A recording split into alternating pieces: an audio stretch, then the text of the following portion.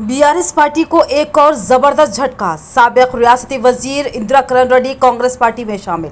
मोहतरम नाज़रीन आदाब, सी टुडे न्यूज़ में आप सभी का खैर मक़दम है। पार्लिमानी इंतखाबात से कबल बीआरएस पार्टी को एक और बड़ा जबरदस्त झटका लगा।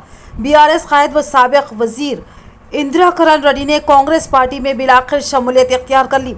उन्होंने आज हैदराबाद के गांधी भवन में मुनक्किदा एक प्रोग्राम में पार्टी की रियासती इंचार्ज दीपा दास मुंशी की मौजूदगी में कांग्रेस पार्टी में शमूलियत इख्तियार कर ली। उन्हें पार्टी इंचार्ज रियासती उमूर ने पार्टी खंडवा पहनाकर गर्म जोशी से उनका इस्तकबाल किया।